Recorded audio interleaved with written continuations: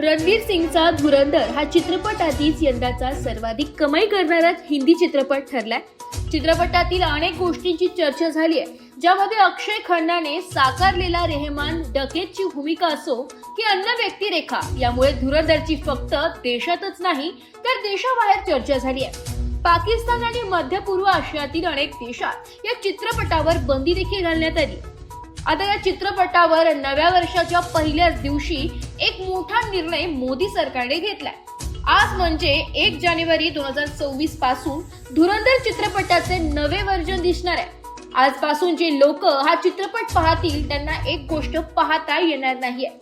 हा चित्रपट काही किरकोळ बदल आणि एडिटसह पुन्हा एकदा थिएटरमध्ये प्रदर्शित करण्यात आलाय। याबाबत एनडीटीव्हीने दिलेल्या वृत्तानुसार माहिती आणि प्रसारण मंत्रालयाने चित्रपटातील बलूच हा शब्द म्यूट करण्याचे आदेश निर्मात्यांना दिले। सूत्रांनी दिलेल्या माहितीनुसार देशभरातील थिएटरांना 31 डिसेंबर रोजी वितरकांकडून ईमेल पाठवण्यात आला। त्या ईमेलमध्ये सांगण्यात आलंय की चित्रपटाची डीसीपी बदलण्यात येत आहे। यामागचे कारण म्हणजे माहिती आणि प्रसारण मंत्रालयाकडून आलेल्या निर्देशानुसार चित्रपटातील 2 शब्द म्यूट करण्यात आले। एका संवादात बदल करण्यात आलाय। त्या सूत्रांनी पुढे असेही सांगितले की सिनेमागृहांना नवीन कंटेंट डाउनलोड करून 1 जानेवारी 2024 पासून चित्रपटाची सुधारित आवृत्ती दाखवण्यास सांगण्यात आले।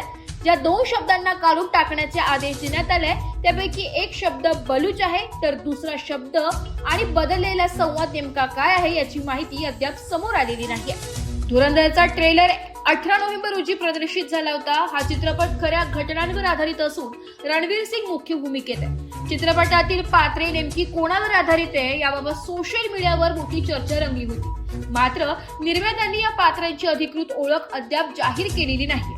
रणवीर सिंगचे पात्र मेजर मोहित शर्मा यांच्यापासून प्रेरित असल्याची चर्चा होती, पण सेन्सॉर बोर्डाने हे पात्र पूर्णपणे काल्पनिक असल्याचं स्पष्ट केलंय। चित्रपटाचे दिग्दर्शक आदित्य धर यांनी उरी द सर्जिकल स्ट्राइक या देशभक्तीवर आधारित चित्रपटानंतर धुरंधरच्या माध्यमातून देशप्रेमाची वेगळी बाजू समोर आणली होती। या चित्रपटात रणवीर सिंग सह अर्जुन रामपाल, अक्षय खन्ना, आर माधवन आणि संजय दत्त हे कलाकार महत्त्वाच्या भूमिकेत दिसत आहेत। वृत्तसंकलन विभाग, एस मराठी न्यूज, नाशिक।